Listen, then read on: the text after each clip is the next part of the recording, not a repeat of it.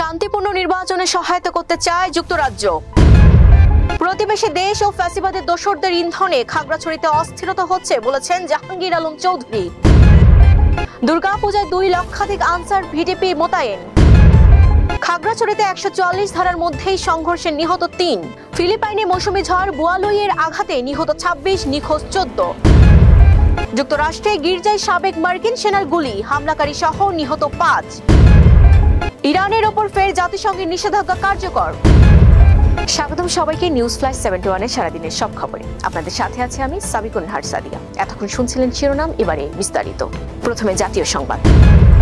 British high commissioner সারা cook বলেছেন, ত্রয়োদশ জাতীয় সংসদ নির্বাচনে শান্তিপূর্ণভাবে সম্পন্ন করতে সহায়তা করতে চায় যুক্তরাজ্য। আজ নির্বাচন ভবনে প্রধান নির্বাচন কমিশনার এএমএম নাসির উদ্দিনের সঙ্গে ঘণ্টাব্যাপী বৈঠকের পর এমন মন্তব্য করেন তিনি। প্রতিবেশী দেশ ও ফ্যাসিবাদের দোসরদের ইন্ধনে খাগড়াছড়িতে অস্থিরতা তৈরি করা হচ্ছে বলে মন্তব্য করেছেন স্বরাষ্ট্র উপদেষ্টা লেফটেন্যান্ট জেনারেল জাহাঙ্গীর আলম চৌধুরী। আজ রাজধানীর রমনায় ডিএমপির 5টি থানার ভবন নির্মাণ কাজের উদ্বোধন শেষে সাংবাদিকদের প্রশ্নের জবাবে এ কথা বলেন তিনি।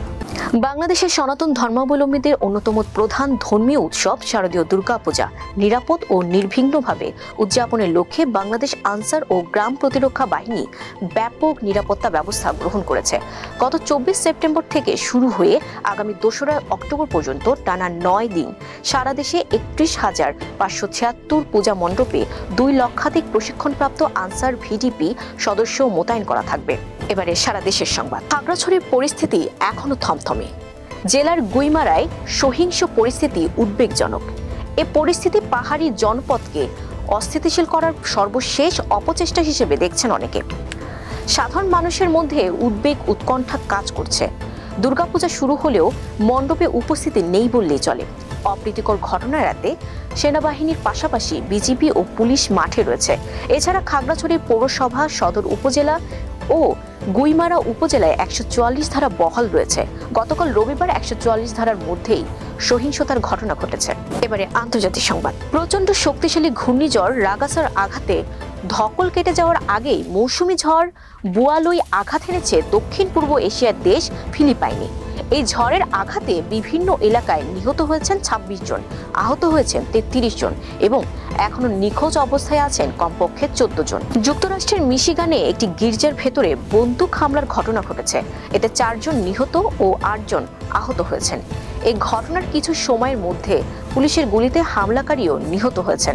বেপরোয়াভাবে গুলি চালানোর পর গির্জা ভবনে অগ্নিসংযোগ করে হামলাকারীও। এতে ভবনটির বেশ ক্ষতি হয়েছে। রোববার যুক্তরাষ্ট্রের মিশিগান অঙ্গরাজ্যের গ্র্যান্ড ব্ল্যাঙ্ক শহরে এই ঘটনা ঘটে। পারমাণবিক কর্মসূচির কারণে ইরানের ওপর অস্ত্র ও অন্যান্য নিষেধাজ্ঞা পুনর্বহাল করেছে জাতিসংঘ। ইউরোপীয় ইউনিয়নের কয়েকটি দেশ ইরানের ওপর নিষেধাজ্ঞা পুনর্বহালে এই উদ্যোগ নেয়। ব্রিটিশ সংযোগ সংস্থা রয়টার্সের এক প্রতিবেদনে বলা হয়েছে, যুক্তরাজ্য, ফ্রান্স ও জার্মানি জাতিসংঘ নিরাপত্তা পরিষদে ইরানের বিরুদ্ধে নিষেধাজ্ঞা পুনর্বহালের উদ্যোগ নেয়। শেষ করছে নিউজ ফ্ল্যাশ 71 এর সারাদিনের সব খবর। পরবর্তী সংবাদ দেখার জন্য আমন্ত্রণ রইল। ধন্যবাদ সবাইকে।